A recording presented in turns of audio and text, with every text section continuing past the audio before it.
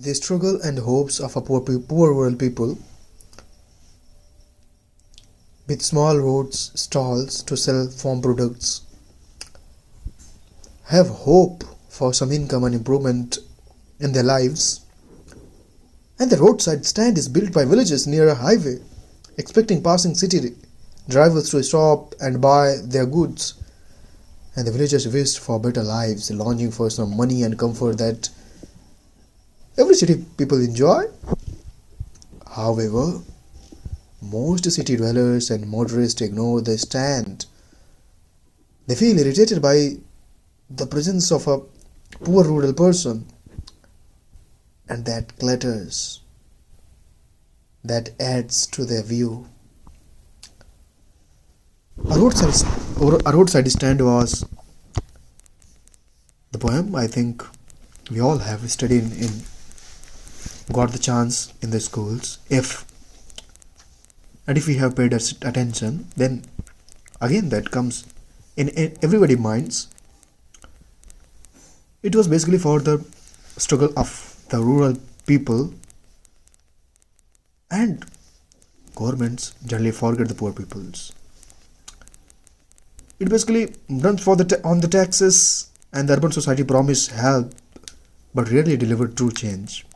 There is never a true change happened. The sense that the villagers' simple hope remain unfulfilled and their future is uncertain. It has been 80 years, 75 years for the governments, but that still happened. There must be pro-rural people, pro-rural governments. Otherwise, rural villages will disappear. That will be a death of a real India.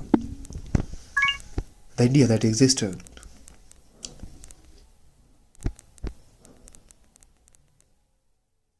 We must be empathiful for the social justice. We must notice and care about the sufferings and aspirations for the disadvantaged.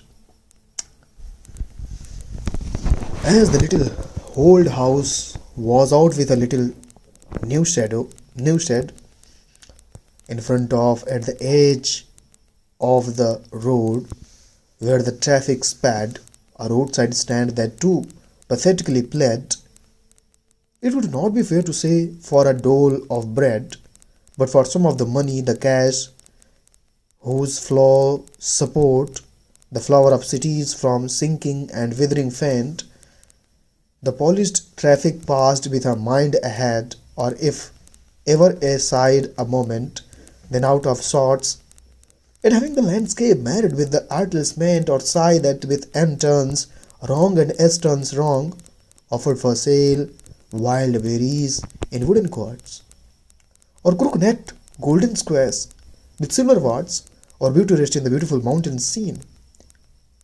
We have the money, but we want to be mean. Why keep the money this crossy get go along? That hurt to the scenery, that wouldn't be my complaint, so much as the trusting sorrow of what is sad and what is unsad. It is far from the city we make our roadside stand, and ask for some city money to feel in hand, to cry, to try it. It will not make our being expand and give us the life of the moving pictures promises that the party in power is said to be keeping from us.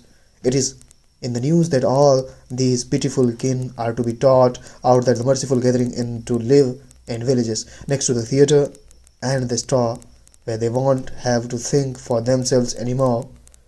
While greedy good doers, beneficent breast of prey, swarm over their lives enforcing benefits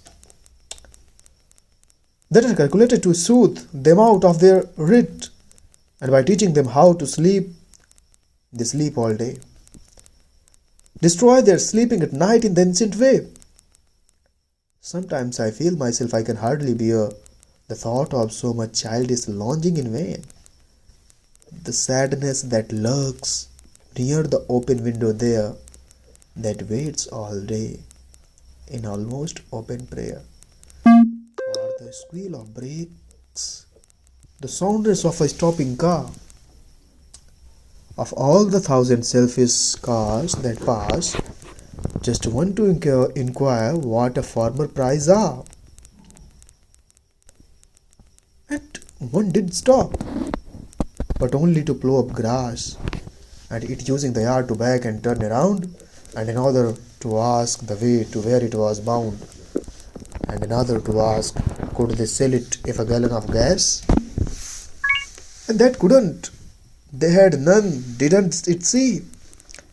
Now in country money, the country's scale of gain, the requisite lift of spirit has never been found, or so the voice of the country seems to complain. I cannot help owning the great relief it would be to put these people at one stroke out of their pain, and then next day as I come back into the scene, I wonder how I should like you to come to me and offer to put me gently out of my pain.